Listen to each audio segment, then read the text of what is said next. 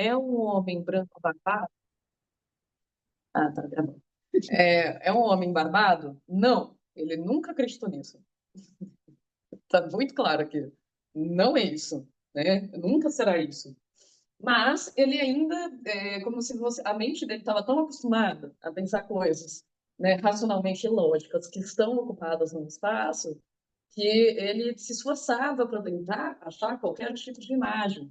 E é muito difícil mesmo pensar em alguma coisa que não tenha algum tipo de imagem. A nossa cabeça é bastante tendenciosa para imaginar alguma coisa, né? Quando você pensa em uma palavra, você imagina alguma coisa.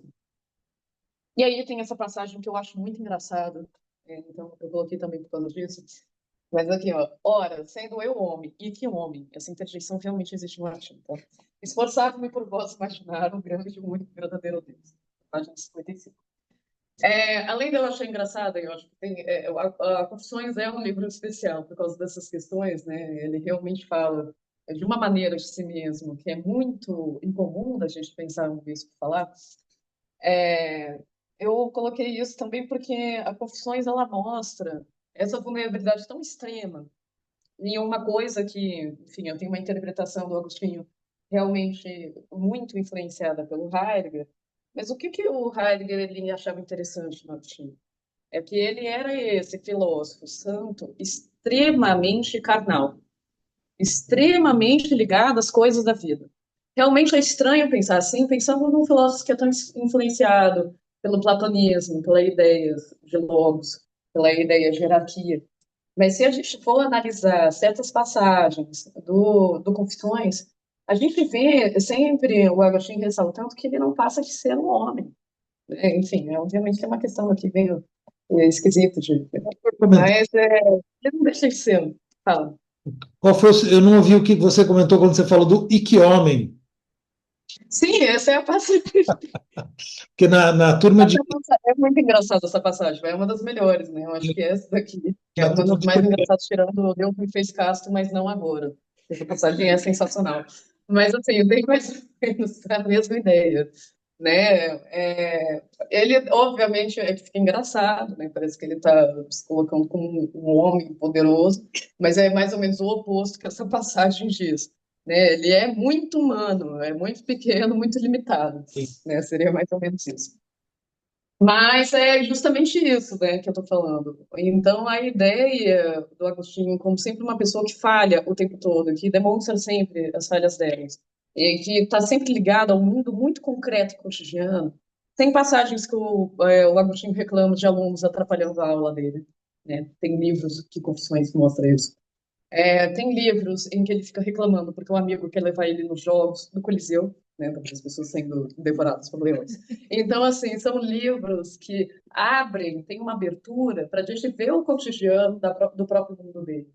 Isso é extremamente importante para o. Vamos entrar no problema da imagem.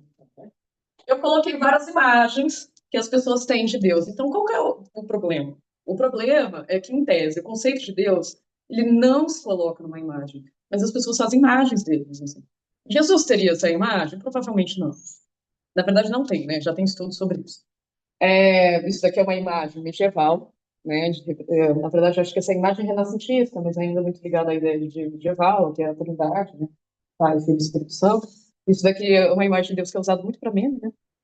Isso, porque seriam imagens que parece que o Agostinho estava mais próximo de ter. Seriam imagens tipo do infinito, do céu, é algo que não é personificado, mas é bastante material. Tá uma ideia de tempo e espaço, né? Isso aqui tá numa ideia de tempo e espaço. Então, assim, o problema da imagem, na verdade, é um problema do pensamento cristão, né? Vocês sabem que o protestantismo é contra a ideia de imagem, né? Não tem imagens no culto deles, né? O Lutero se colocou contra isso, né? A maior parte das igrejas protestantes são contra a ideia de imagens, né? Mas de qualquer forma, é natural que se pense, né, numa questão da imagem, só que ela sempre é problemática, porque a gente pode pensar que existem vários tipos de perfil sociais e políticos para representar Jesus dessa maneira aqui, mesmo estando no Oriente Médio, ou para representar Deus dessa maneira aqui, mesmo que seja uma filosofia ou uma religião, etc., que nasce de um território do Oriente Médio, porque vão tendo vários tipos de questões culturais, limitações de espaço, de tempo, em que essas imagens vão sendo direcionadas, né? Eu só queria fazer um apontamento do Agostinho. E aí eu queria mostrar o próprio Agostinho. Gente, esse aqui, o Agostinho, ele é do século III depois de Cristo. Não tem imagens dele, ninguém sabe como é que ele se parece, né? Essa daqui, que é, acho que é do século VI depois de Cristo, 300 anos depois, é a primeira imagem que se fizeram do Agostinho. Isso daqui é uma representação renascentista do Agostinho. E aí vocês veem uma profunda diferença, não veem? A ele como uma figura extremamente poderosa, que está tirando o coração da própria razão, do sol aqui, enfim, coração pegando fogo. Bem renascentista. Exato, com essas sopas, assim, essas sopas ricas, de fio de ouro, de uma riqueza enorme. Isso daqui é a representação de uma fresca da Itália do século VI. E olha a simplicidade. Olha, digamos assim, uma cor esquálida, pequena, né? E assim, o Agostinho, ele era essa figura branquinha, de olhos azuis? Não sei, mas provavelmente não, né? Porque ele era da Argélia. A gente não sabe se ele tinha um fenótipo mais branco ou menos branco, mas pode ser muito bem que ele não seja assim, né? Então, assim, o próprio Agostinho, né, tudo está perpassado um pouco com esse problema da imagem, da maneira que é representada. Porque além dela ser limitada e não representar as coisas exatamente como elas são, né? Elas podem reproduzir valores culturais, sociais, políticos, econômicos, como a gente vê claramente nas representações do Renascimento. Tinha Photoshop desde aquela época. Sim, A imagem dele do Instagram, do Tinder dele, e o outro era ele não verdadeiro. Bom, então essa é a questão. A ideia de Deus, ela não consegue, ela tem uma coisa que ela não consegue se encaixar na ideia de imagem em geral, né? Mesmo se ele pensasse assim, numa coisa bem abstrata, não iria traduzir a questão do que é o conceito de Deus, né? E isso fez ele mal compreender Deus por muito tempo. Esse é um ponto da doutrina. É incompatível com a questão da imaginação, né? Então eu vou ler aqui um trecho, né? O meu coração clamava com violência contra todos os meus fantasmas. Fantasmas vem do grego de imagens de imaginação mesmo, tá? É que nem a mesma palavra que vem do grego para fantasma vem para fantasia. Então, fantasia está ligada a essa imagem que a mente gera, né?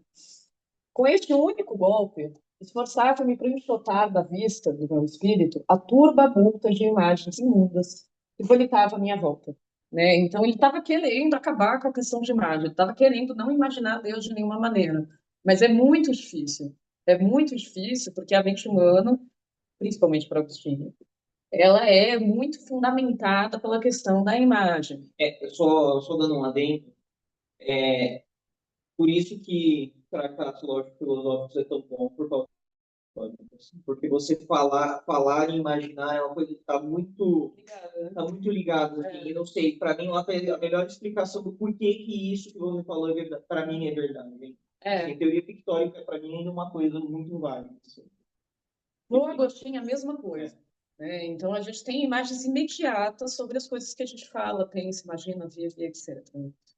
Para ele, principalmente por causa da memória, que é um grande fundamento do eu, né? Um grande fundamento da mente.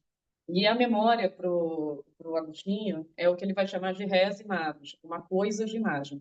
Né? A memória é milhares de imagens, assim. Hoje em dia que se pensa em memória corporal, memória de hábito, mas enfim, na época dele era extremamente comum pensar nessa questão da imagem.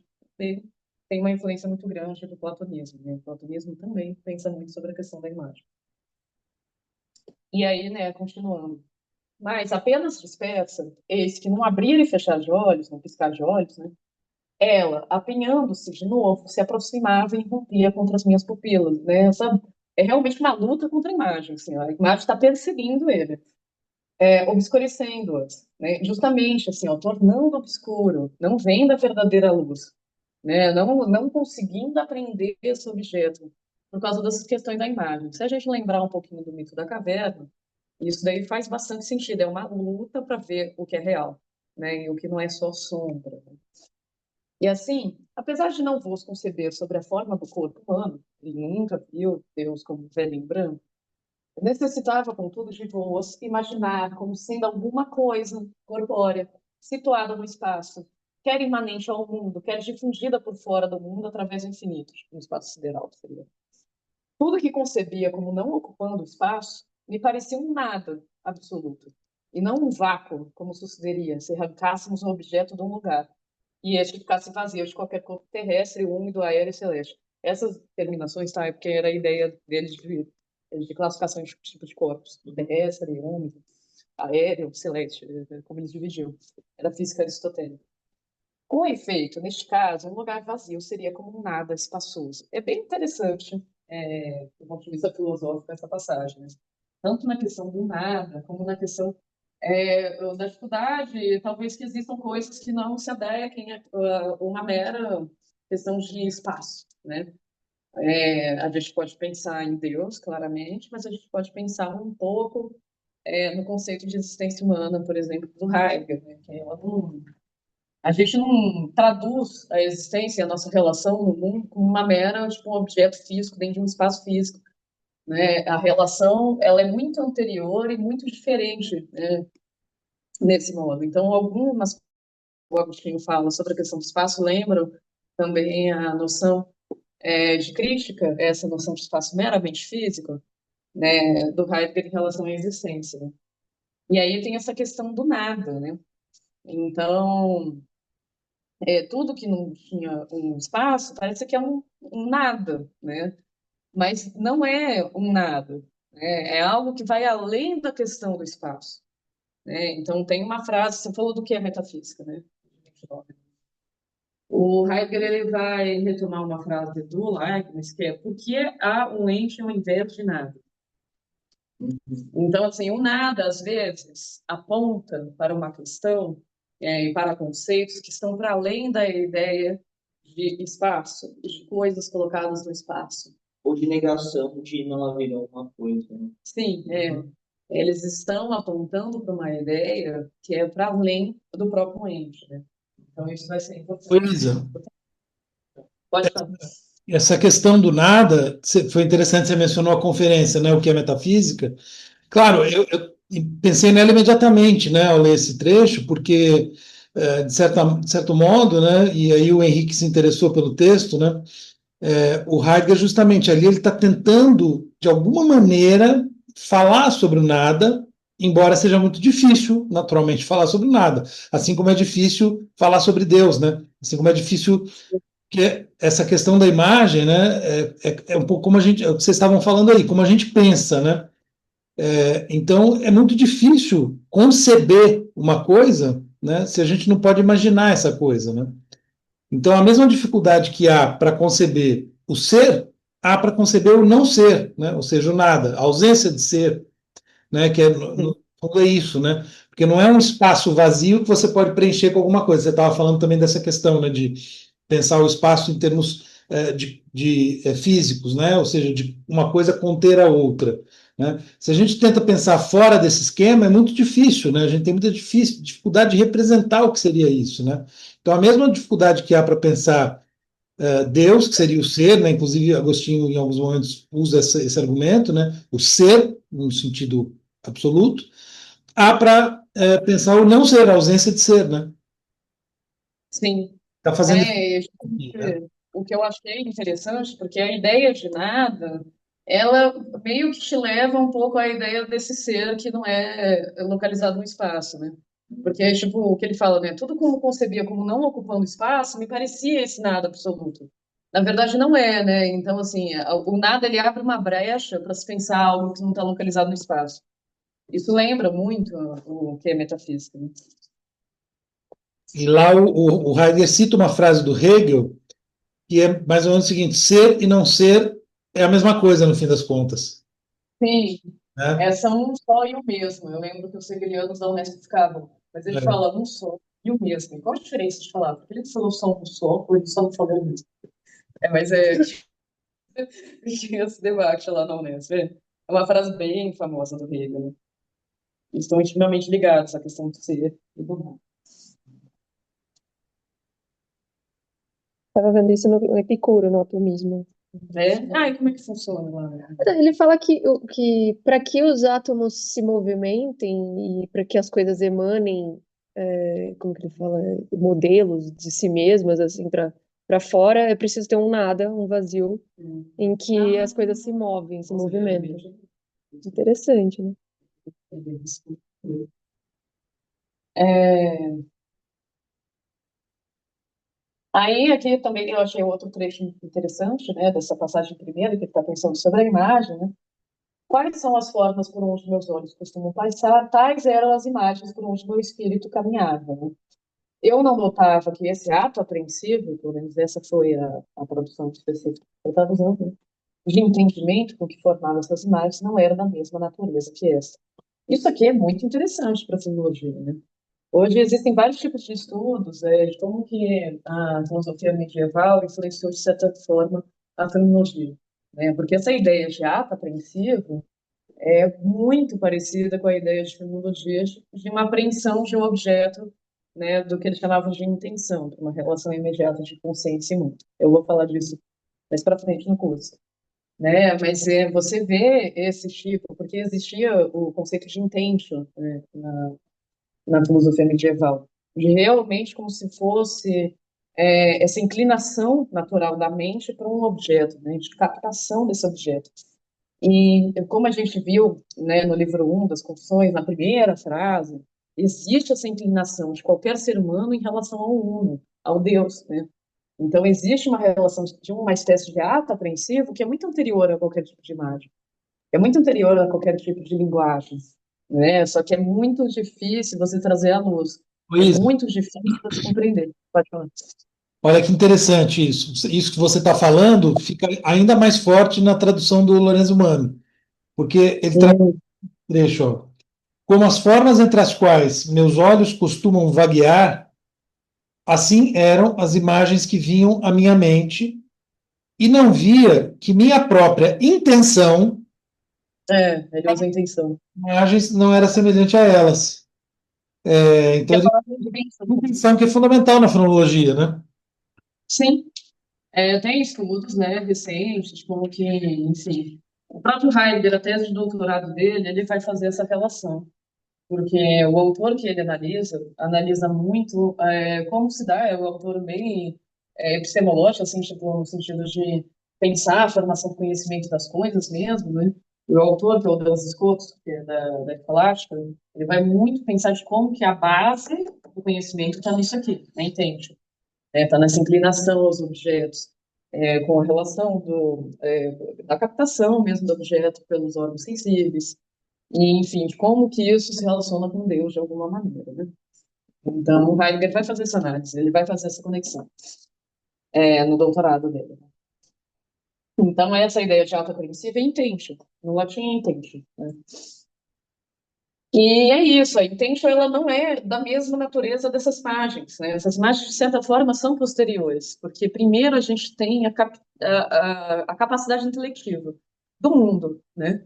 E aí depois a gente tem a questão da linguagem, da representação, da memória. E aí ele vai falar o argumento, o problema de pensar Deus espacialmente. E é até um pouco engraçado, é simples, na verdade, mas é um pouco engraçado. Se a gente pensar Deus como uma matéria física mesmo, né? E aí a gente pensa assim, o mundo como partes e a totalidade dessas partes, a soma das partes, é Deus. A gente pensaria que uma montanha, por exemplo, ela tem mais Deus, no sentido físico mesmo, ela tem mais quantidade de Deus do que um grão de areia. E isso é um problema muito grande, porque as coisas não funcionam desse jeito. Então, sei lá, por exemplo, um ser humano, ele teria menos Deus que um elefante, né? É uma coisa muito esquisita e que traz contradições, não faz sentido, né? Então, Deus não pode ser pensado materialmente. Ele tem que ser pensado de uma outra forma, como totalitário. É a questão. E aí a gente entra no problema do maniqueísmo. Eu trouxe aqui um pouco de contextualização, né, porque nem todo mundo pensa que o maniqueísmo de fato era uma religião, uma doutrina de um profeta específico, persa, iraniano, né? E a gente pensa muito nessa palavra hoje em dia, assim, de falar, a gente tem que sair do maniqueísmo. E a religião católica teria tipo, um dualismo, que é bem e mal, que as coisas não são assim. Mas, na verdade, o maniqueísmo era uma religião, né? Então, o maniqueísmo era uma religião feito por esse profeta aqui, que chama Manes, né? E ele fez um sincretismo entre budismo, judaísmo, zoroastrismo, cristianismo, hinduísmo, é muita coisa envolvida aí, né? E é interessante, assim, existiu, né, uma disputa intelectual, às vezes física, pela interpretação de Deus. Então, existiam várias religiões, como, por exemplo, o gnosticismo, que era ligado aos neoplatônicos. Eles estavam muito mais ligados ao helenismo, a uma ideia grega mesmo. E existiam diversas doutrinas, né? Só que uma ganhou e é a que a gente conhece hoje, né? Mas existia uma disputa. E é interessante até tentar entender, né? Por que que uma ganhou e outras não, né? Mas o que que era, né? O maniqueísmo, mais ou menos as ideias, de maneira, assim, introdutória, né? Cristo não era tão importante assim para os maniqueus, né? O Cristo sempre foi uma figura de polêmica enorme entre as religiões do cristianismo, por exemplo, com as outras duas, a judaica e do islamismo. Então ele também, né, do mesmo modo, pensa Cristo como um profeta, né? Assim como Buda, né? Aí é até a questão do sincretismo dos maniqueus, assim como Buda e Zoroastro, são todos profetas, eles chamavam de pais da justiça, que trariam, né, o bem de novo para a Terra, né? Eles são tipo enviados de Deus, mas não é Deus, também não é filho de Deus nesse sentido. Ele era um profeta que era muito influente, então eles consideravam que ele podia conceder milagres, eles consideravam que ele tinha poderes sobrenaturais, né? Ele tinha essa Bíblia deles, né? Column Codex. Eu achei tudo isso num site chama um dicionário persa sobre figuras na religião persa. E aí o que é mais importante para a gente? Os maniqueus eles pensavam em três principais. Tinha um deus das trevas, tinha um deus das luzes. E eles brigavam, as luzes e as trevas, um com o outro. Tem muita ideia com a nossa noção de demônio e anjo, etc. Né? E aí tinha, assim, uma questão de um Deus maior, assim. Tipo, são três figuras que vão disputar o mundo terreno, né? E são três figuras positivas, né? Eles existem e as luzes e as trevas têm, assim, um poder parecido, né? E aí esses pais da justiça, que o Jesus Cristo estaria envolvido, como também Maomé, Moisés, etc., são enviados para redimir e transformar uma realidade ruim. O mundo terreno, ele é essencialmente ruim. Aí você tem que levar as pessoas, eles teriam esses enviados para tentar levar a humanidade para fora desse mundo, ou transformar esse mundo. Né? Esse Deus, assim, seria o demiurgo superior, né? Que é acima das trevas e das luzes. E aí ele unificaria. Ele é responsável por unificar isso em uma unidade. Mais ou menos assim seria a filosofia dos maniqueus. E eu estou falando isso porque, o Agostinho já foi um maniqueísta. Né? Nessa altura aqui da vida ele já não é mais, mas ele já adotou essa doutrina. E dois, ele vai se contrapor especificamente a isso. Luísa, Agora, só um detalhe, ele foi durante 9 anos, pelo que eu vi, né? Dos 20 aos 29, mais ou menos, eu acho. Alguma coisa assim, mas ele foi durante 9 anos ligado aos maniqueus, né? era muito forte na época. Bastante Como tempo. também outras coisas que eu não coloquei nos slides, porque eu achei menos importante, mas tem umas 5 páginas do Agostinho refutando a astrologia. Porque não era só uma mania, era uma coisa muito, que as pessoas colocavam uma fé enorme, né? Isso, uma fé muito forte. Mas tem umas 5 páginas aí das opções, ele refutando. Essa parte não chegou ainda no estudo. Ele usa o argumento dos gêmeos. Basicamente, se você tem gêmeos que nascem ao mesmo tempo, no mesmo lugar, como é que eles têm destinos na vida, que a gente vê, muito diferentes? Porque na astrologia eles tinham que ter destinos quase iguais. Porque tudo é determinado pela posição da data, né? Do tempo que eles fazem. E aí, assim, como que ele primeiro, na primeira frase, como é que ele relaciona com os maniqueísmos, né? Como é que eles determinam sedutores e seduzidos, né? Então são pessoas que ao mesmo tempo aliciam, mas na verdade elas mesmas estão enganadas. Eu acho que na tradução do Mão está enganadores enganados, eu acho. Mas assim, seria uma ideia tipo, é o cara que está tentando te enganar, mas ele mesmo já é enganado. né? Seria um pouco essa ideia. É um pouco, eu tenho um xingamento, por exemplo, que o Churchill usava um oponente na Inglaterra, que é tipo, lebre em pele de lebre, ou seja, né, a pessoa é tão passiva que não é um lobo em pele de cordeiro, é um cordeiro, né, em pele de cordeiro. Faladores mudos são pessoas que falam o tempo todo, mas não falam nada, né? Mesma coisa. E povo das trevas, enfim, ele tira o sarro logo na primeira frase, né? Detonando os maniqueus. Então, é um dos principais opositores. E aí ele já vai introduzir a gente qual que é o problema do mal. E, bom, se Deus é onisciente, onipresente, onipotente, como que pode surgir o mal? Ele criou o mal, né? Sendo, por exemplo, benevolente, por que que ele faria isso? Ele tem controle sobre esse mal, né? Ele tem consciência disso. É uma coisa que escapa ao poder dele. Então tem muitos problemas com a ideia de Deus cristão, com a ideia de mal. E o Agostinho ele precisa, para acreditar em Deus, né? Para, enfim, doar sua vida a ele precisa entender esse problema, senão fica estranho, né? Você colocar a ideia de uma figura sobrenatural superior a você, você doar sua vida a ela, sendo que ela é a causa de todo mal e desgraça que se sente na sua vida e no mundo, né? Então, assim, é um argumento e é um problema que qualquer pessoa que já teve uma relação com o cristianismo vê hoje, né? E aí começa a ter vários problemas, né? Se o mal faz parte de Deus, Deus é corruptível, então imperfeito, né? Porque, como eu disse, gente, a noção de mal antiga e medieval não estava diferente da ideia de corrupção, da ideia, por exemplo, de dor física, de limitação física, da morte, é tudo junto, né? Então, se o mal faz parte de Deus, ele é corruptível, isso significa imperfeito. Então, é um oxímoro, não pode ser assim. Se Deus criou o mal, ele também seria imperfeito, já que o pleno bem que criou o mal não é pleno bem. Não faz sentido. Se Deus é a totalidade da matéria, e aí ele está pensando muito nas questões da época, que ainda viam Deus de uma maneira material, né, terrena, enfim, é absurdo considerá-lo incorruptível, porque as coisas materiais são corruptíveis, né? As coisas nascem, morrem, são imperfeitas, são irregulares, tem várias coisas assim.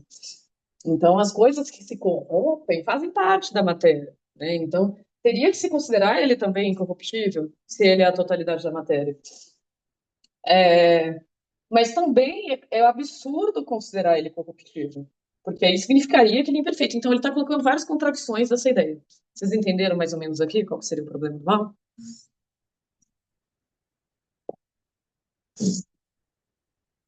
Bom. E aí, ele vai. Uma tese muito comum da época é que o mal surgiria do nosso livre-arbítrio, né? A vontade seria a origem do mal. Então, pelo fato da gente poder escolher, a gente poderia escolher, enfim, mais ou menos nós somos a origem do mal. Seria um pouco isso. A gente é a causa do mal, de todo o mal que existe no mundo, né? E aí, o Agostinho, ele vai tentar se perguntar de uma coisa que ele se pergunta no livro inteiro, que é muito importante para ele. Por que os homens desejam o mal? Né? Para Agostinho, existe realmente uma relação. Se a gente pensar na humanidade como um todo, né? Se os homens não desejassem o mal, a gente estaria aí feliz, numa sociedade justa, igualitária, sem injustiças, né, de uma maneira geral, né, porque ele pensa na humanidade como um todo, né, então ele pensa nas violências gerais da humanidade e não somente nas questões individuais, assim, né? Então existe uma relação realmente de vontade de se aproximar desse mal. Existe uma relação de desejo de você querer algo que é mal e não só a questão do que é mal para o outro, enfim, em benefício próprio. Mas, principalmente pensando no contexto dele, desejar o mal que é para si mesmo. Você quer alguma coisa que te faz mal, né? Você repete, você, por exemplo, um vício. A gente pensa no vício, e a pessoa sabe que faz mal a ela. Ela vai lá, repete esse vício toda hora, né? Por que que ela insiste nisso? Por que que ela insiste em algo que de fato faz mal para ela, né? Então, quando ele vai pensar na felicidade, por exemplo, ele vai pensar justamente nisso. Todo mundo quer ser feliz, né? Você pode perguntar o que é ser feliz para você, o que quer ser feliz para fulano, para seu crânio.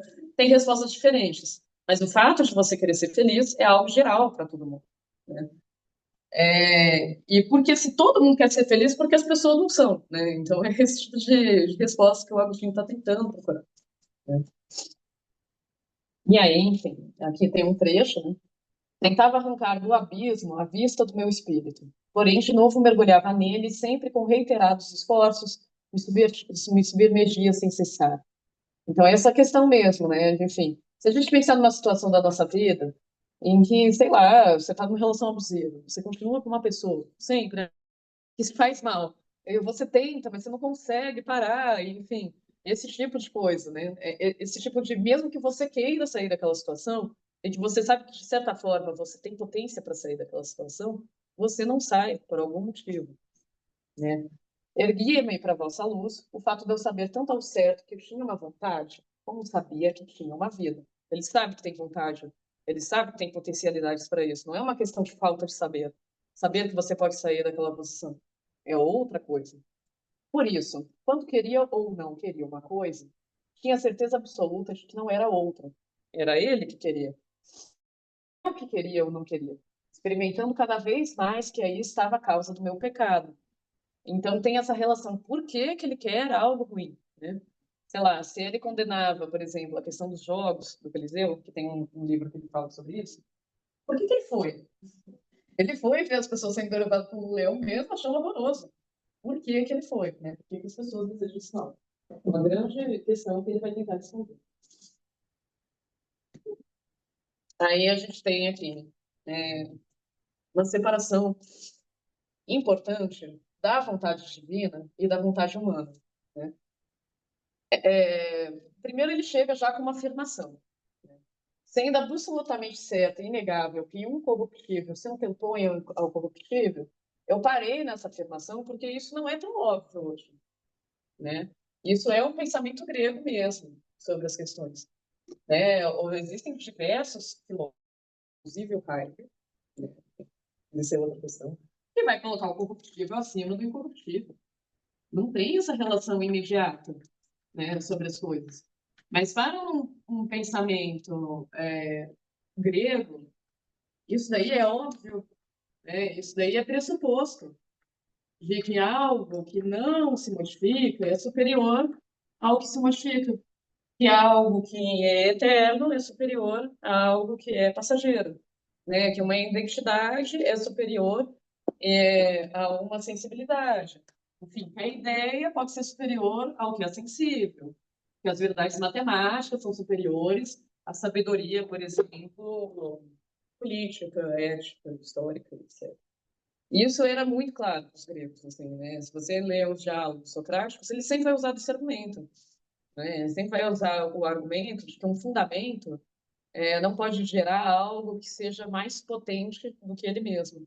É uma ideia de hierarquia grega de pensamento que é muito típico deles e que o Agostinho toma como pressuposto. Isso vai ser um enorme problema para o Heidegger. Por isso que ele vai querer fazer a tal destruição da metafísica dele. Porque, de fato, para o Heidegger é o oposto. É absolutamente certo e inegável que o corruptível se antepõe ao incorruptível. Para o Heidegger vai ser o oposto, né? Não é isso. Mas para Agostinho não é nem dúvida, ele não está discutindo isso. Ele está afirmando. E aí, enfim, né? Sobre a questão da vontade, existe uma enorme diferença entre a vontade do ser humano e a vontade divina. Por quê? Porque a vontade de Deus se iguala ao seu poder. Digamos assim, ele quer, ele imediatamente faz. Não existe um limite entre uma coisa e outra. Agora, o ser humano, ele quer mais coisas do que ele pode. E esse é uma influência muito forte que vai ter no existencialismo, né? Porque para o existencialismo, você é um ser humano e você quer milhares de coisas ao mesmo tempo, às vezes coisas contraditórias entre si, coisas que não fazem sentido uma com a outra. Só que você é especificamente uma. Você pode fazer menos aquilo do que você quer, menos aquilo que você imagina. O Jaspers, quando ele vai falar sobre isso, ele fala muito sobre a questão, assim, ele recupera uma frase do Kant, acho que a gente consegue imaginar uma infinitude de estrelas sem saber de fato, sem conhecer, né, toda a quantidade das estrelas. E aí seria, assim, também a existência humana. Porque a gente consegue se imaginar de várias maneiras, mas nem sempre você pode ser ambas as coisas, né? Então, se você vai estudar presencialmente na UFABC, você não vai estudar presencialmente na USP, no mesmo curso, né? No mesmo ano, enfim. É só um exemplo, mas ter qualquer tipo de outro exemplo. E essa capacidade de você sentir, né? De você querer, mas de você não poder fazer tudo, é o que causa o sofrimento humano, né? Para a maior parte dos existencialistas, né? Agora, Deus não tem esse problema, porque ele é todas as coisas, ele faz todas as coisas, e tudo que ele quer, ele faz. Então, aí, né, sobre isso, né, não podeis ser obrigado por força, seja o que for, porque em vós a vontade não é maior que o poder, a vontade é igual, né? Agora, a vontade do ser humano é maior do que o poder. E ele nunca é obrigado a nada, não tem ninguém que vai obrigar Deus a fazer qualquer coisa, isso não existe, né, por força, etc. Justamente porque tudo que ele quer acontece. Mas, assim, né, como diz o ditado, para os seres humanos querer não é poder. São coisas diferentes. Pois é. Interessante E, pensar o, a noção nietzschiana, né, de vontade de poder, né, pois é. como justamente o que caracteriza para o Nietzsche, né, enfim, que também não tem Deus, né, enfim, não é que não tem, mas enfim, não opera com essa ideia, né? Mas é como se Uhum. houvesse na natureza em geral, né, no ser humano em particular, essa vontade de poder, quase como se fosse assim, uma vontade de ser Deus, né? De que a vontade E- fosse poder. uhum. Eu acho que isso existe em Agostinho também, mas aí que seria o problema, você não consegue. E Claro. aí, enfim, gera violência, né? Gera dominação, gera um monte de questões assim, políticas problemáticas. Mas teria, né? Nos cristãos tem essa noção. Se a gente pensar, por exemplo, de novo, na figura do demônio, é justamente esse é o problema do demônio. Querer ser Deus, não pode. E também não é o demônio que leva as pessoas a serem ruins. Não, é um pouco mais complexo, né? A gente vai, acho que no final da aula, acho que dá para entender melhor, né? Mas não será, assim, tipo, ele fala até que às vezes o demônio tá ali te tentando o tempo todo, né? Mas esse não é o ponto, né? Essa não é a origem do mal. Ele é só uma figura, ele é só uma representação de algo que é pela própria lógica da criação, né? Mas vamos com calma aí, porque ele vai longe, né, no caso. No livro 7 ele trabalha um pouquinho da questão do neoplatonismo, né? Nem sempre muito claro, assim, tem umas passagens que são mais retóricas do que qualquer outra coisa. Mas a ideia do neoplatonismo é importante falar que, para o neoplatonismo, não precisava da figura de Cristo para você se juntar ao Uno. Você poderia se juntar ao Uno sem essa intermediação, né? Então, digamos assim, existe o Logos, o Verbo do Uno, existe o Logos de Deus, né? E a alma humana tem um Logos interno, né? Por meio dessa conexão entre o logos da parte e a logos do todo, do uno, a gente poderia se ligar, né? Se retornar ao uno. Não precisaria de Cristo, ele não é necessário para os neoplatônicos. E tinha várias coisas, tinha várias linhas de pensamento que pensavam exatamente a mesma coisa, né? O cristianismo, obviamente, não vai pensar nisso, né? A figura de Cristo é fundamental. Então, a relação é direta, sem intermediação de Cristo. E aí que tá, né? Que às vezes eu acho interessante pensar nessas linhagens de pensamento sobre Deus, né? Sobre esse universo, de por que que alguns não se propenderaram e outras sim. Não precisa da intermediação de Cristo, não quer dizer que não precisa da intermediação da igreja. Quer dizer que não precisa da intermediação de ninguém, né? Então você pode simplesmente atingir isso com o pensamento. As consequências políticas, sociais disso podem ser complicadas para algumas pessoas que queriam fazer instituições de poder, né? Na mística medieval, também existia um pouco disso, né? Pessoas que entravam em transe, ficavam em conexão de Deus direta, e aí você não precisa da Bíblia, você não precisa do padre, você não precisa da igreja, você não precisa de nada. É só você, né? Então, eu acho que isso também perpassou, né, as relações da igreja como um todo. E aí o Agostinho ele fala sobre a relação da luz, do amor e Deus, né, como essa mesma coisa. Eu coloquei aqui um sol justamente porque essa é uma das metáforas que o Agostinho usa para Deus mais comuns que tem.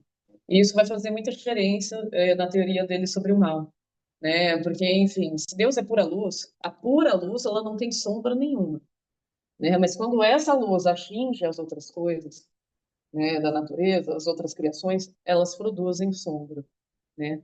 Então existe, porque as outras coisas não são puros sóis, não é tudo sol, né? Só tem um sol. E aí ele atinge, ele reflete, né, nas outras coisas, essas coisas não geram pura luz, né? É mais ou menos por esse caminho, nessa metáfora, nessa linha de pensamento, ele vai tentar explicar a questão do mal. E aí ele também cita essa passagem bíblica que é muito famosa, né? Porque assim, ele vai chegar aos neoplatônicos por não considerarem a figura de Cristo.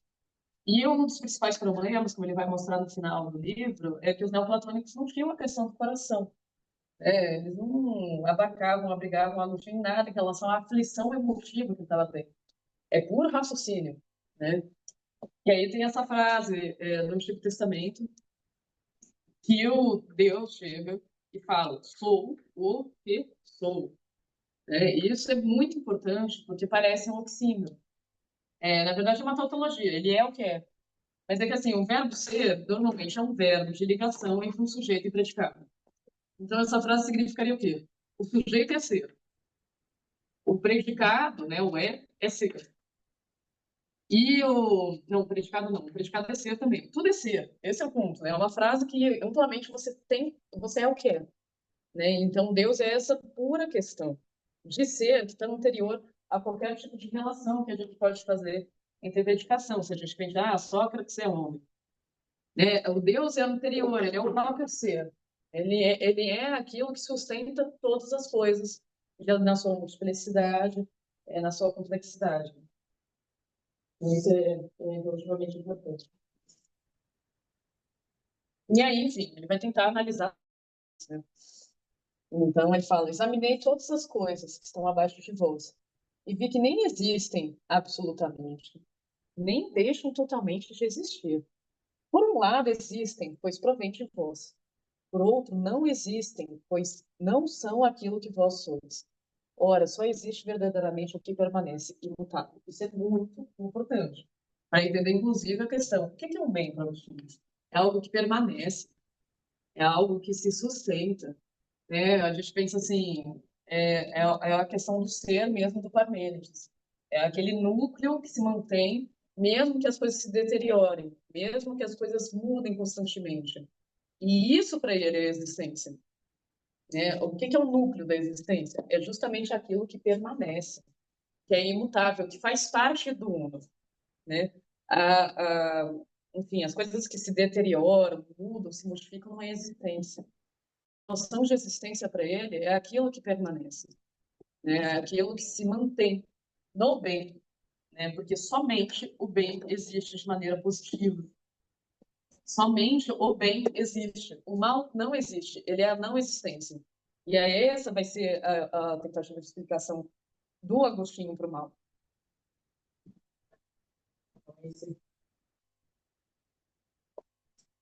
Ele vai, e justamente, né, a questão da corrupção. Não se trata de uma corrupção, obviamente, financeira, né, mas é uma corrupção mesmo das coisas se corromperem, das coisas morrerem, das coisas se deteriorarem. E aí ele volta a pensar a questão do problema do mal, né? Somente coisas boas se corrompem. Faz todo sentido. Porque se uma coisa totalmente ruim, 100% má, ela não tem mais o que se corromper. Ela é ruim. Ela já se corrompeu por inteiro, né? Então, se a gente for pensar em coisas que se corrompem, a coisa necessariamente tem que ser boa, né? Tem que prescender algo bom nela para ela se corromper. Senão não faz sentido nem falar de corrupção, né? E é justamente isso. Se não fossem boas, não haveria nada para ser corrompido, né? Para algo ser nocivo, pode falar. Então, eu acho que está errado usar o termo corrupção para se referir à política brasileira, né? Não tem nem como. Não, brincadeira. Tem nem como.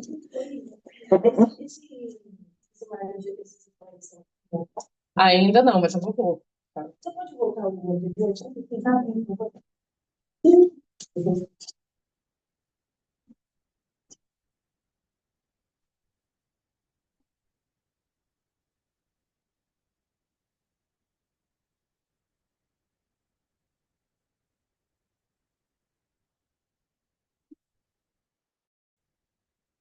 A palavra nocivo vem realmente do latim, né, que é realmente prejudicar, fazer algo ruim a alguém, né? Então, vem várias palavras. O inocente é aquele que não faz nada de ruim ao outro, né? O nocivo é aquele que realmente corrompe o outro, e etc.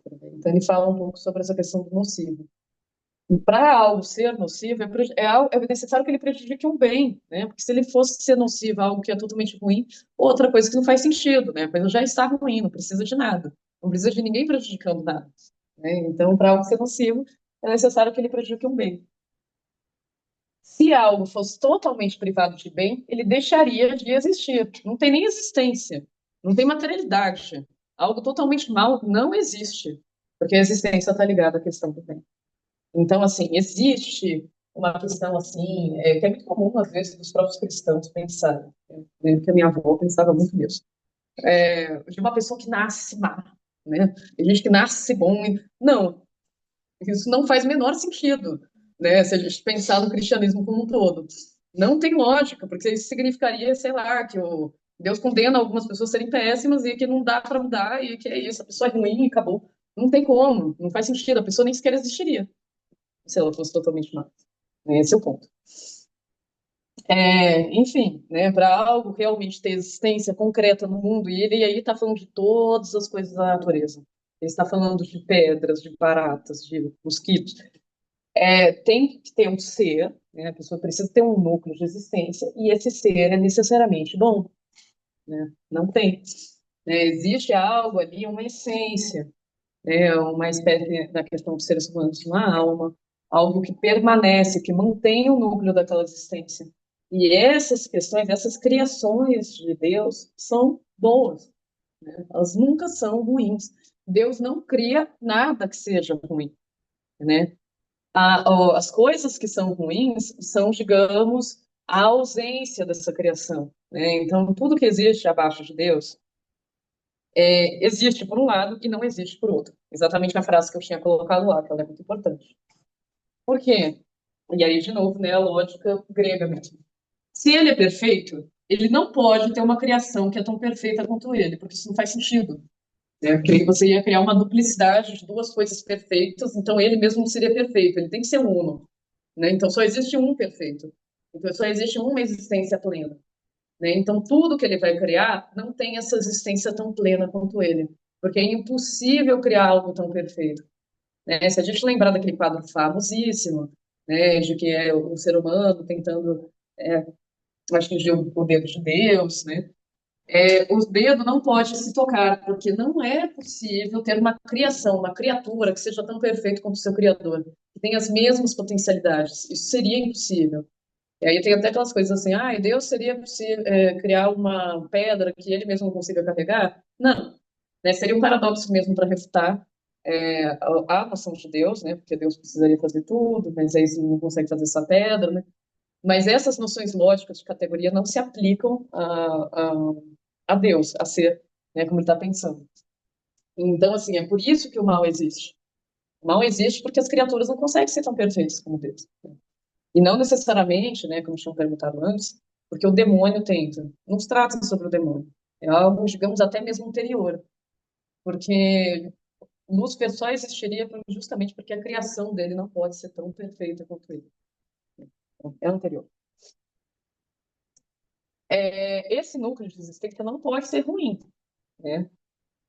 Porque altera, pensamento grego, aquilo que não se altera, é superior àquilo que se altera, que seria para ele a ideia de mal, né? Então, não é possível dizer que o mal existe. O mal não existe, né? Entrou assim. O mal é outra coisa. Ele é justamente o fruto da ausência.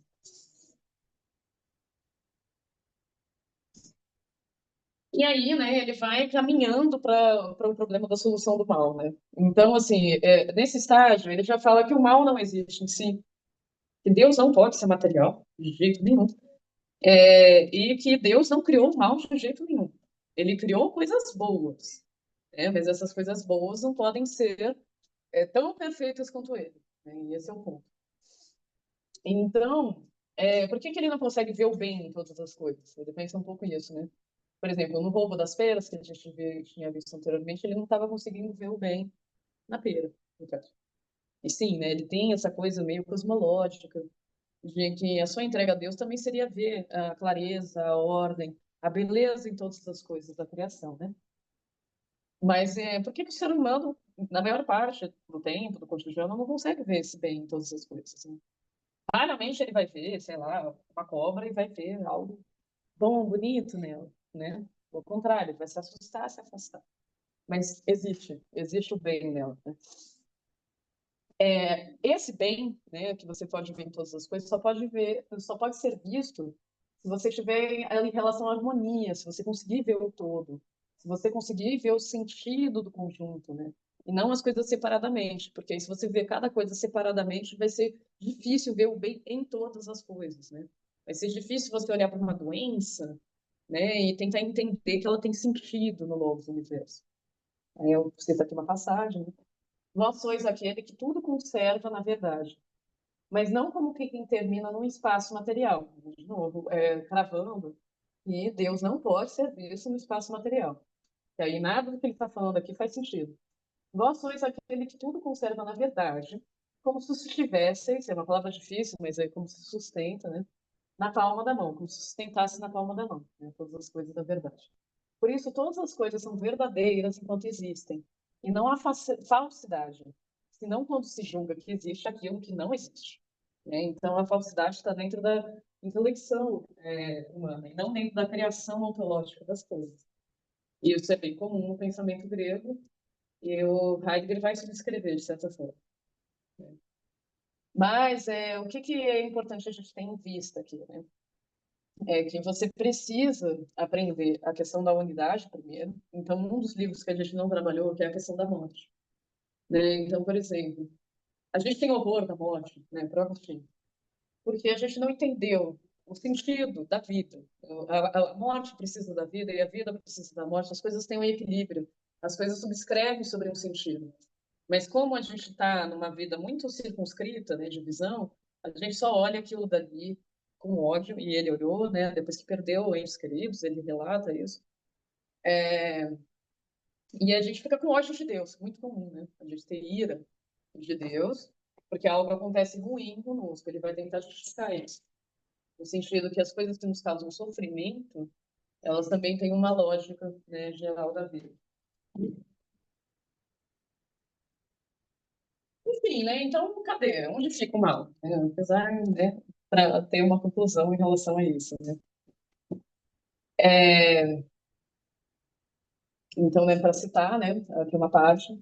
Se a vossa justiça desagrada aos meus, com muito mais razão lhes desagradam a víbora que criaste, bons e adaptados a pares inferiores. Está vendo? A víbora, ela é boa. Ela é super adaptada.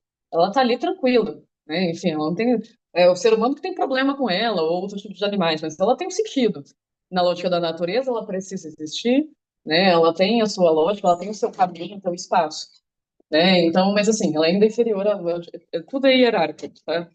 Filosofia medieval, filosofia grega, ela vai pensar em modelos de hierarquia.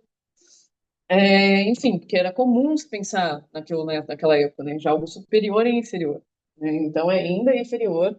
E, enfim, a Bíblia mesmo coloca o ser humano acima, né, das outras criaturas. Mas, enfim, ela é boa, ela não é ruim, né? E aí ele faz um jogo, né, de palavras. As quais os próprios malvados são tão mais semelhantes quanto mais diferentes de vós.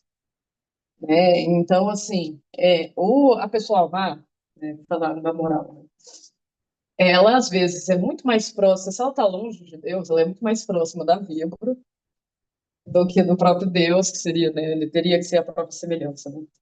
Aí, do mesmo modo, são os maus tanto mais parecidos com os elementos superiores da criação, quanto mais se tornam semelhantes às boas. Então é isso, né? Deus é uma espécie de luz que a gente tem que, enfim, se direcionar, né? Então, a gente, quando tem as ações, a gente tem que tentar emular ele. Para dar um exemplo, por exemplo, quando o Agostinho falava da conversão e da amizade, ele também é um grande filósofo da amizade, pensa muito sobre isso.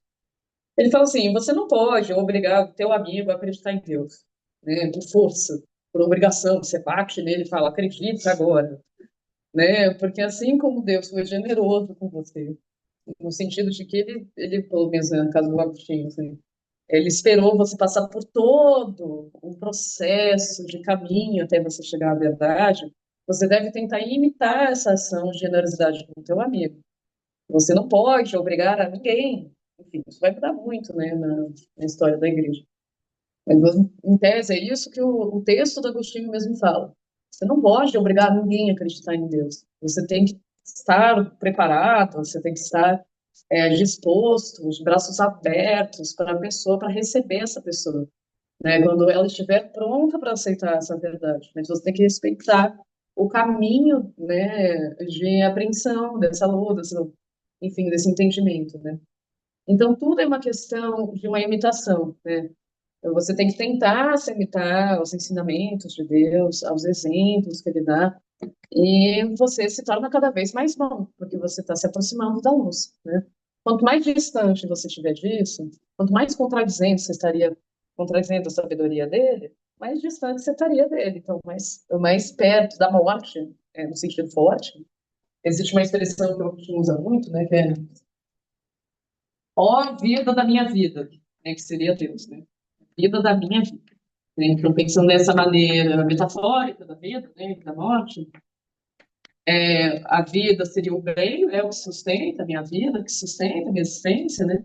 E aí a morte seria a morte dessa vida, né? Então é isso, você tem que ir emulando, e é aí que vai se basear, né, o fundamento da filosofia moral do Agostinho, né, de você emular, né, a sabedoria, e depois ele vai ter todo um estudo de como você interpreta a Bíblia corretamente, etc.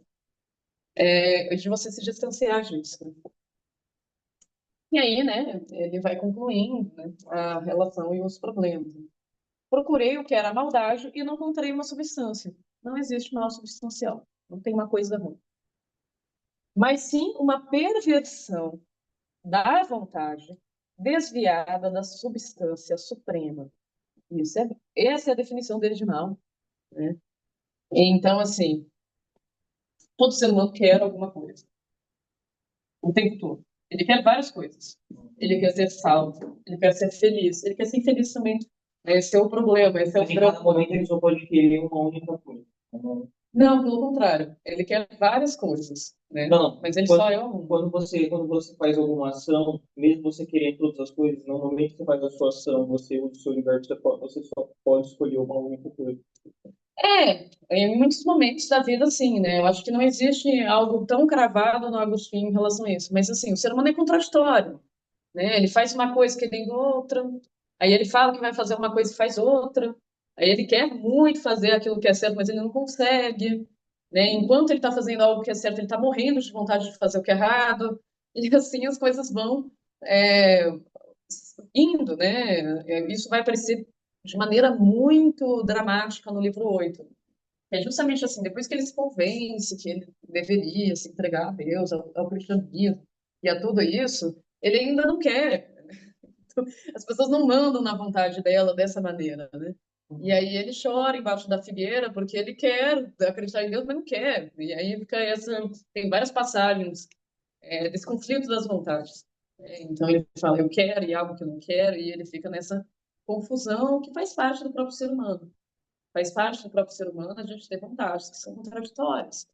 Né? E se havia uma pessoa que entendia muito bem dessa questão da contradição humana, era de fato ele. Né? Ele está aí abrindo o coração, falando mesmo assim: sim, eu pequei, e sim, eu queria. Né? E sim, eu gostei. Né? Essa é a questão.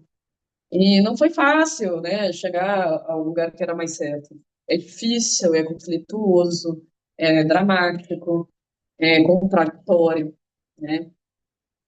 E aí, o que que é, né, a maldade? Ela é a perversão, né, da vontade, que é uma coisa que está em Deus, né?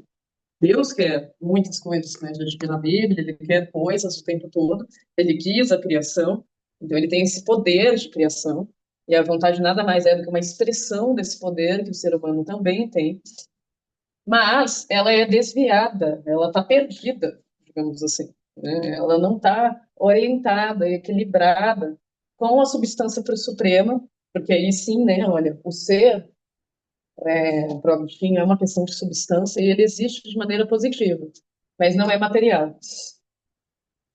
de voz, ó Deus, e tendendo para as coisas baixas, vontade que derrama suas entranhas e se levanta com intumescência. Então, lembra que eu coloquei a questão dos prazeres, né, que tinha uma hierarquia, em que existe um graus, né, daquilo que você tem que fazer, daquilo que você sente prazer, e que você tem que respeitar essa hierarquia? É um pouco do que ele está falando aqui, né? Então, se você quer se sentir bem, você tem que respeitar que o Logos vai estar, né, o Logos Supremo, o Logos Divino, vai estar em um primeiro grau, né? Que, enfim, as relações afetivas, amorosas, pessoais vão estar no segundo grau, e que o mundano, aquilo que é meramente carnal, que lida meramente com a subsistência, vai estar no terceiro grau. Você precisa respeitar essa ordem. Porque se você não respeitar, a tua vontade fica perdida. Assim, ela perde como se fosse uma noção assim, que existe um guia, um horizonte, ela perde o horizonte dela, ela não sabe para onde ela está indo, né? Oi, E só que assim, Luísa? fala. Não, só uma questão da tradução, né? Eu não tenho como avaliar, né, quem traduziu melhor do latim. Mas eu achei bem interessante do modo como está formulado aqui na tradução do Mames, esse trechinho final que você leu, que está assim, ó, investiguei o que era a iniquidade, ou maldade, enfim, né? E não encontrei uma substância, mas a perversão da vontade, que se desvia da substância, da suprema substância, de ti, Deus. Aí que vem a diferença, ó, rumo ao ínfimo, para as coisas baixas, jogando para longe sua interioridade, e no exterior Uhum. inchando-se. Achei interessante porque dá essa ideia assim, de que é como se você, né, abrisse mão da sua interioridade, da sua autenticidade, né, do seu si mesmo, né, pensando na questão Sim. que a gente viu também no Heidegger, né, do Selbst, né, o self, é como se você jogasse para fora, você Uhum. abrisse mão. Então, né, e aí incha do lado de fora. Quer dizer, você vai existir muito mais do lado de fora, sei lá, pensando em termos heideggerianos, né, em função do impessoal, por exemplo. Sim, então, eu lembro até que na introdução do Ban, ele fala que, assim, era uma noção muito comum da época e dos neoplatônicos, que você consegue justamente chegar a Deus pela sua interioridade, essa noção de Sim, interioridade, né? sim. Então, assim, era uma época marcada por essa questão muito forte da interioridade. E que você, de alguma maneira, conseguia se conectar com o todo se você se interiorizasse. Não sei exatamente todas as razões, né? Deve ter razões sociais, políticas, para eles pensar isso. De uma sociedade que já estava bem diferente, né, do que a grega, mas tinha essa noção muito forte, né? Então, é necessário um exame de si para você se conectar, né, com isso tudo. Você tem que olhar para você, saber o que você está querendo, o que você não quer, porque, de fato, ele é um voluntarista. Então, ele acha que as coisas são. O ser humano é balizado principalmente pela vontade. Então, tem que entender, né, o que você quer e por que que você quer o que quer, né? E se você pode querer coisas melhores, e, enfim. E aí é exatamente isso que você falou, né? Ele usou aqui entranhas para dar essa ideia de âmago, né? De interior. Mas você joga para fora, né? Você se perde, você joga aquilo que é teu, né, que é precioso, para algum lugar, para as exigências da sociedade, como ele falou ali, por exemplo, no Roubo das Penas, que ele tematiza muito isso, né? Então você faz aquilo o que o conjunto da sociedade acha que é melhor e nem sempre a humanidade sabe o que ela está fazendo, então isso não é exatamente bom, né? Então, porque assim, em Roma ou nos territórios que eram colonizados e dominados por Roma, todo mundo vai lá no Coliseu assistir as pessoas sendo derrubadas por um leão, isso não quer dizer que é legal, que é bom, que é bacana, né? Então né? Se a gente pensar assim, de fato, uma coisa que o Agostinho não era um relativista moral, né? Então, cada sociedade decide o que é bom e o que é ruim, não. Né? As pessoas precisam se redirecionar ao que de fato é o uno, né? E etc. Então, você perder essa interioridade é justamente ruim, porque aí se você vai ficar meio que, enfim, submetido a uma vontade geral, esquisita, que pode já estar pervertida. O Agostinho ele começa agora a falar um pouco da alma, né? E como que ela se relaciona com Deus. O Confissões é um livro que fala das faculdades da alma. Então, de certa forma, Confissões é um livro que ensina um pouco, né? O Agostinho coloca como surge, por exemplo, a linguagem, como funciona a memória, como a gente vai criando noções específicas de conhecimento. Então, existe uma noção meio epistemológica da mente, no estudo, né? Assim como existe também em Platão, porque ele vai fazer essas diferenciações também em Platão. E aí ele mostra um pouco como a relação da alma e o corpo se relaciona com o exterior, se relaciona com Deus, né? Ele já começa a trabalhar um pouco desses termos no livro 7. Por isso que é um livro tão denso, tão filosófico, né? É pesadamente filosófico e denso, porque ele fala de poucas experiências da vida, assim, né? Ele fala realmente de debates teóricos da época, né? Então, a gente tem que pensar que no corpo, você tem um corpo que é exterior e que se relaciona com o exterior. Mas você tem uma alma que é o teu interior. E aí é justamente isso. O teu interior está muito mais próximo de Deus do que esse corpo que é exterior. Então, a tua interioridade, ela tem uma relação que é mais próxima, né? Menos material, menos extensivo, e esse corpo ele está mais distante. Então, obviamente, ali é o que a gente vai chamar depois, na contemporaneidade, de um dualismo de substâncias, né? Quer dizer, tem coisas que são de fato diferentes, o corpo e a alma, e que a alma tem uma noção de superioridade, né? Pensando no Heidegger, em tese, ele vai tentar instruir com isso também, porque ele é fenomenal, né? Então, a base das coisas é fenômeno sensível. Não se pode ter esse tipo de dualismo que é colocado na filosofia do Agostinho. Ele vai tentar ler o Agostinho de outra maneira, né? Em que não tenha essa relação, esse quadro específico. Então, ele chama aqui na alma essa questão de força interior, né? É uma espécie de força, de âmago, algo que te leva para um movimento, né, em busca de Deus, que tem aqui a questão da vontade, é aquilo que te faz agir, é aquilo que, inclusive, movimenta o corpo. Importante lembrar disso, né? A alma para o cristianismo é uma coisa muito específica, que é uma ideia que a gente vê sobre algo como sobrenatural, algo que não tem corpo, enfim, uma coisa meio esquisita. Mas, para os gregos, é ânima. O que é ânima? Movimento, né?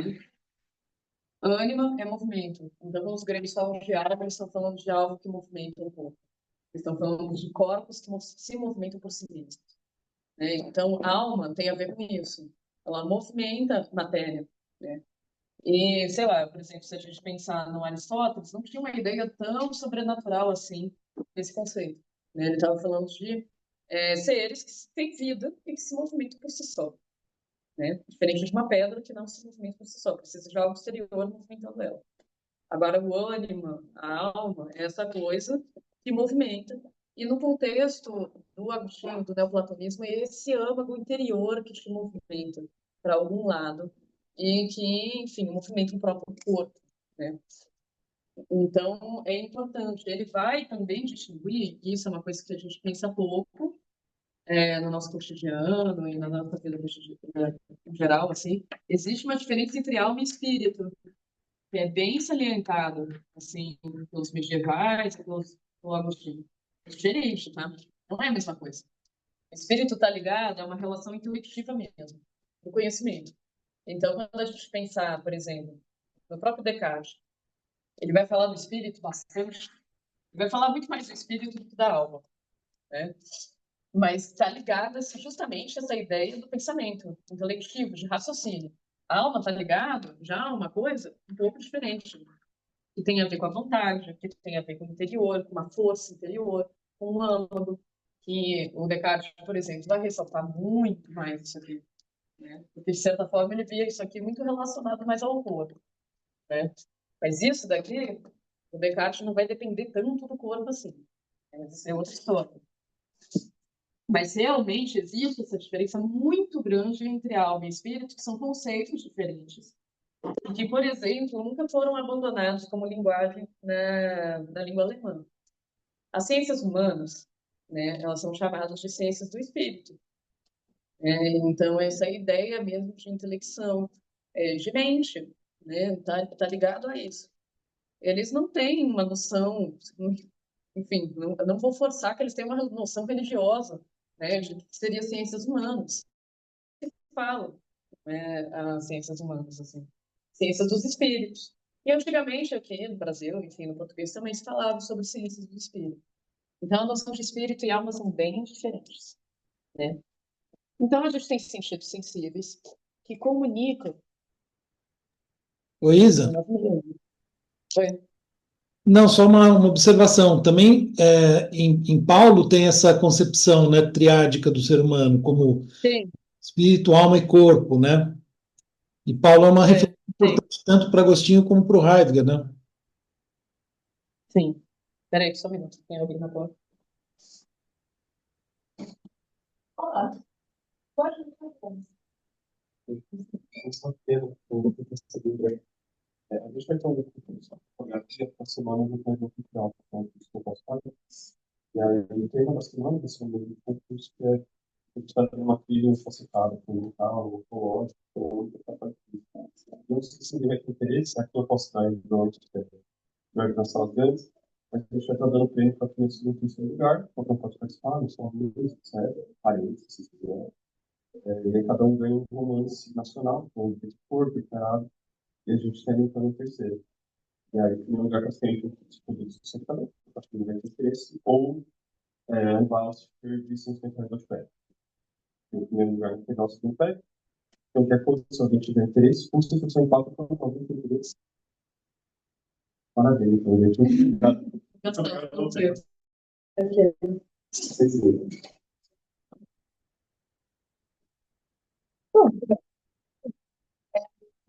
Enfim, né, continuando, né, tem a ideia dos sentidos sensíveis, eles comunicam ao interior sobre a viagem externa, né? Então existe essa relação de comunicação do corpo com a alma pelos sentidos sensíveis em relação à viagem externa, né? E dentro dessa alma, o que que tem?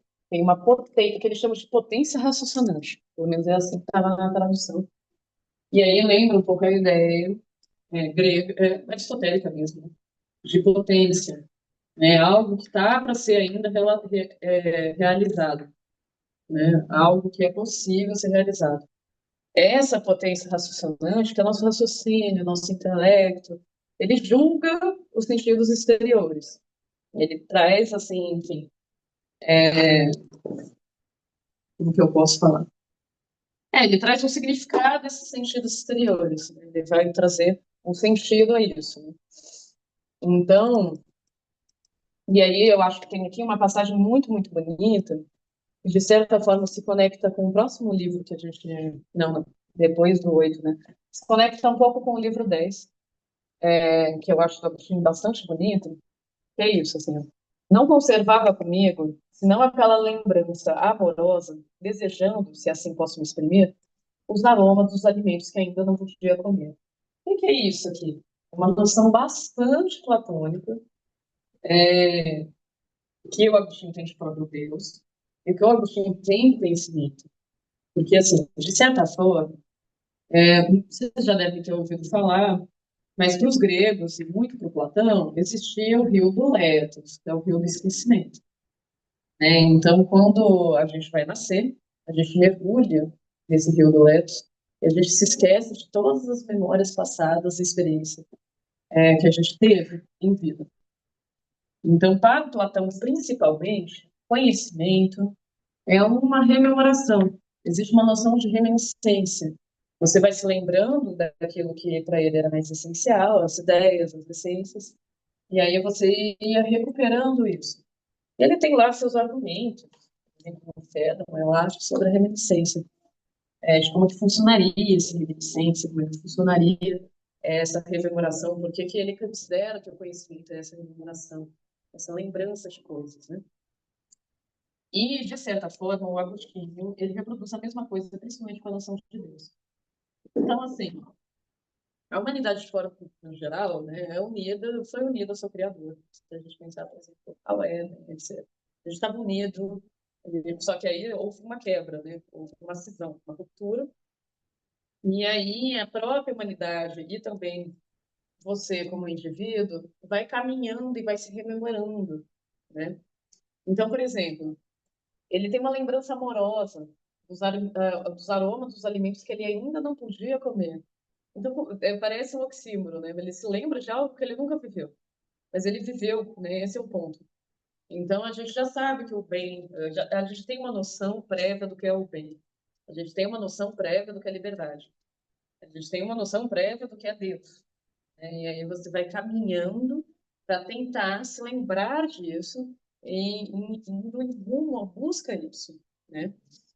E aí ele vai trabalhar, como ele vai trabalhar um dos grandes temas do livro 10 é a memória, e ela tem um papel central na cognição humana, ela tem um papel central na questão do próprio rumo do Agostinho a Deus, né? Ele vai trabalhar muito essa questão, né? Do que é se sentir perdido, do que é se sentir encontrado novamente, né? E é por isso que é uma ascensão dolorosa, né? A ascensão ao conhecimento é dolorosa. Então, né, de novo, Platão. O conhecimento para o Platão é doloroso, dói, não é fácil você pensar, você se esforçar, você se arraigar se desprender de opiniões fáceis e às vezes inconclusivas. É por isso que as pessoas, quando são refutadas, às vezes ficam muito bravas, né? Enfim, elas não conseguem aceitar que aquilo dali é incoerente. Coisa que acontece muito nos diálogos socráticos, né? O Sócrates vai lá, refuta a pessoa, e a pessoa vai lá, fica brava e começa a brigar com ele. Então, assim, conhecimento é um caminho de dor, né? De algo, enfim, complicado, doloroso. E isso se intensifica muito em Agostinho, porque isso significa você se desprender da sua arrogância, se desprender é, de achar que você é o grande poderoso senhor de tudo, né? De você aceitar as suas falhas, as suas limitações. Trabalho com isso. Aí, enfim, eu disse, gente, esse livro é muito bom. Ele vai tentar trabalhar também com uma questão teológica complicada, que é a própria ideia de Cristo. É uma questão teológica muito complicada, porque são muitas coisas envolvidas nessa ideia que foi de dificuldade das pessoas aceitarem. Então, o Filho, que ao mesmo tempo é o próprio Pai, que ao mesmo tempo é Deus, que ao mesmo tempo é o Espírito Santo, que ao mesmo tempo os três são um mesmo só, né? Então, até mesmo a questão da Maria Virgem, na época, era uma polêmica. Eu lembro que os maniqueus, eles não aceitavam essa versão dos fatos, né? Eles falavam que, tipo, Deus enviou, mas, enfim, o Cristo era filho de José e Maria, né? Não tem nada de colocar uma criança num corpo de uma virgem, enfim. Né? Então, Cristo, ele é palco de muitas polêmicas até hoje, né? Nunca mais vai deixar de ser. E esse é a questão, né? Para o Agostinho, ele determina Cristo como verdade, vida e verbo. Que, por uma coincidência, talvez. São três palavras com vida. Mas é isso. Seria a verdade revelada, né? A própria vida e o verbo, que está muito ligado à ação. Né? Nas interpretações medievais de Ver, e assim se fez, e várias passagens bíblicas que trabalham com o verbo, está ligado à ação mesmo da criação divina, né? E é interessante que, assim, o que normalmente se pensa como verdade, né? Hoje em dia a gente pensa a verdade uma espécie de adequação, tem muito ligado à ideia científica de verdade, né? Então a gente pensa que verdade é você ter um pensamento correto sobre algo que também se corresponde no mundo. Mas né, a ideia que o Agostinho coloca, a verdade ela está na própria luz, está na própria coisa, está na revelação, né? Enfim, e esteve em Cristo, quando ele foi crucificado e na sua figura, né? Então, o que que ele é? O que que ele é representação? Ele é representação da humildade. Ele seria o contraposto dos pecados do pescados, que seria a soberba, né? Então, Cristo seria de fato a humildade. Ele deixou ser morto por uma pessoa próxima, né? Enfim, Judas. Ele sabia que ele ia ser morto, ele foi do mesmo jeito. Né? Então, ele foi, ele sabia que ele ia ser, né, denunciado. E ele foi porque ele está longe da soberba. Né? Ele condena a soberba. Ele foi bater nas pessoas que estavam vendendo, né, estavam usando da palavra para distorcer nos templos. Então, ele é a humildade em pessoa. Então, ele é representação da benevolência, né? Os fariseus, não, os falsos moradores. Oi? Os fariseus. Isso, tá? Então, ele sempre é, nas escrituras, essa representação da humildade.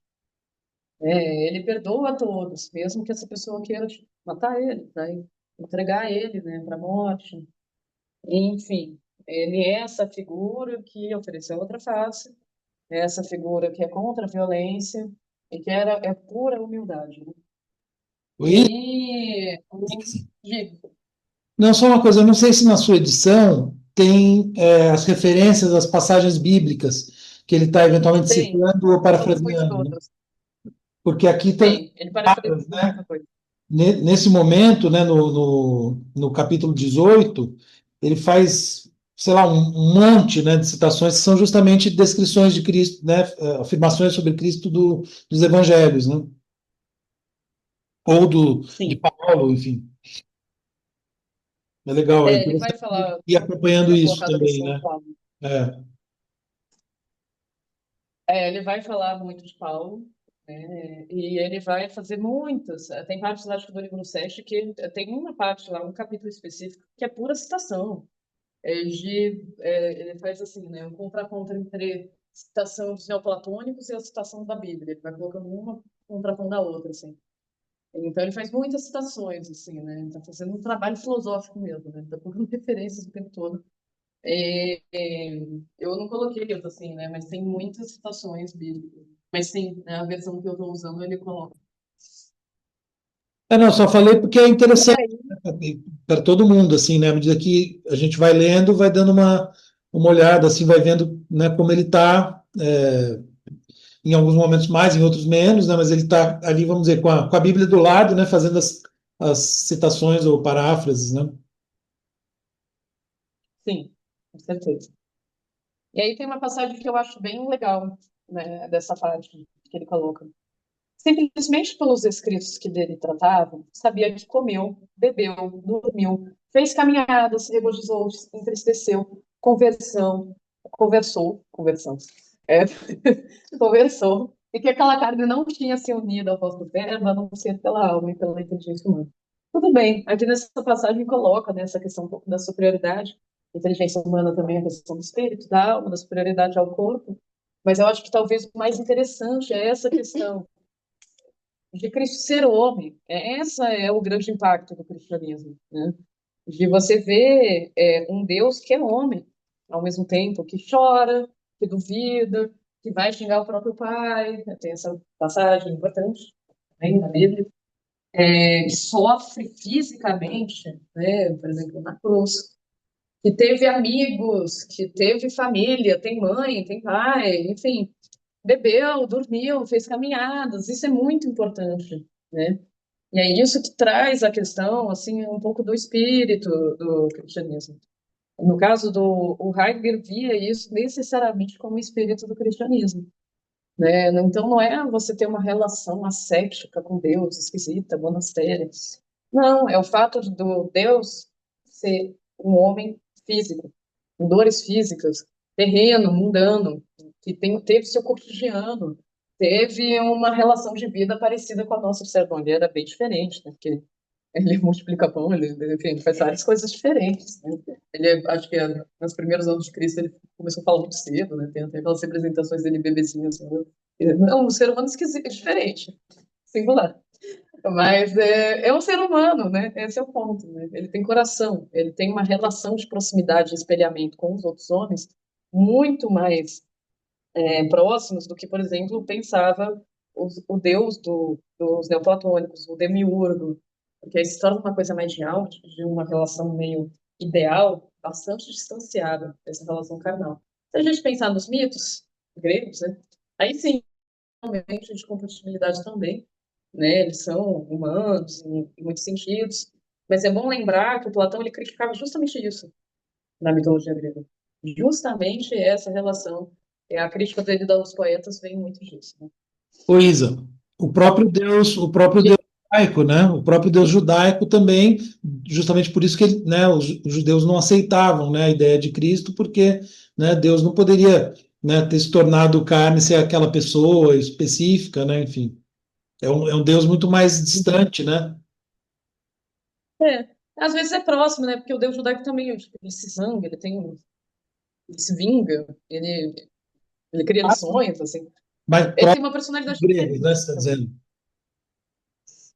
Sim, mas ele não se encarnou, né? Não, o absurdo que os muçulmanos, Deus não vê, essa coisa, enfim, um Deus que se encarna em gente, ressuscita no terceiro dia depois de morre, enfim, né? Eles nunca aceitaram isso. E dá para entender do ponto de vista lógico, que não aceitaram isso, né? E aí, enfim, né, ele fala, porque tais escritos são autênticos, reconheci apenas em Cristo um homem completo, não só um corpo humano, ou um corpo e uma alma sem mente. A palavra mente existia no latim, tá? Essa questão da intelecção mesmo. Mas um homem real eu julgava avantajar-se aos restantes dos mortais, não por ser a personalidade da verdade, mas por motivo de grande excelência de sua natureza humana e de sua mais perfeita participação com a sabedoria. Então, assim, eu também acho que essa passagem reforça a questão da importância de Cristo ser um ser humano e ter um corpo, né? Ele tem um corpo, talvez diferente do nosso, vai saber, mas ele tem um corpo, né? E uma alma, né? Uma mente, né?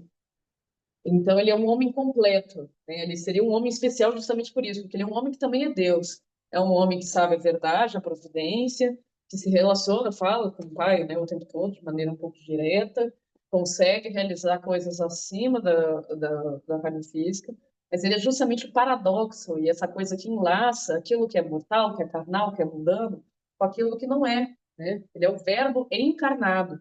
A noção de você ter um verbo divino que é a própria carne, né, que é a própria pessoa física, realmente é aquilo que distingue a religião cristã das outras. E principalmente em Paulo, a gente vai ver isso de maneira muito, muito forte.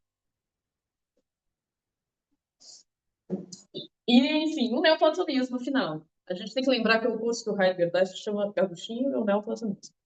Então, é importante a questão do neoplatonismo. Eu acho que esse livro ajuda muito mais do que o livro 10 para pensar um pouco a relação do Agostinho com o neoplatonismo.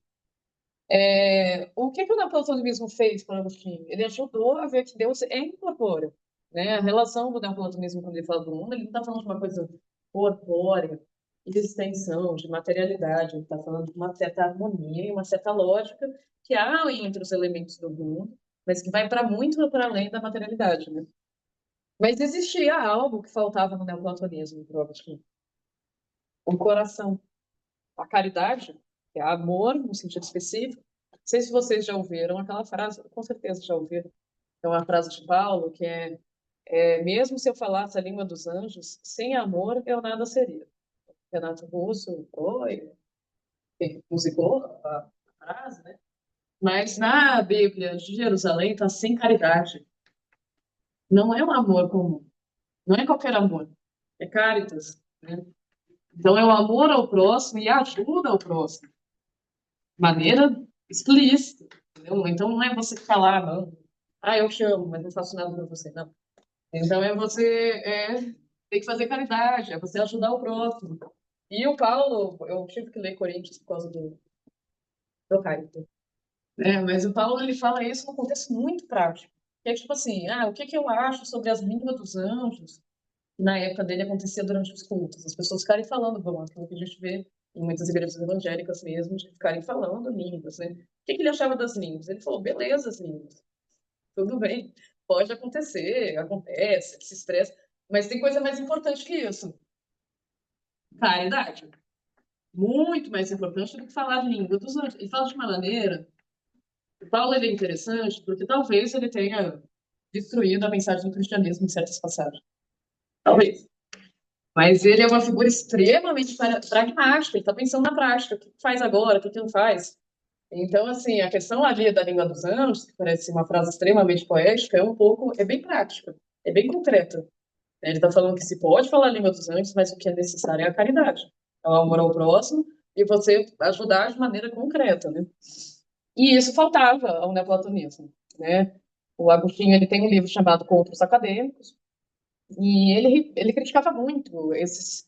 pensadores que se juntavam na cúpula, ficavam pensando, e as pessoas estavam morrendo do lado de fora e nada acontecia, e eles ficavam ali pensando, e eles continuavam a pensar. Enfim, então existe uma questão mais prática, né, de engajamento, assim, uma coisa de você tentar ajudar o próximo, tem que ajudar o próximo de maneira direta, né? E tudo isso está na imagem do Cristo, né? Porque o Cristo, ele se contrapõe às injustiças, ele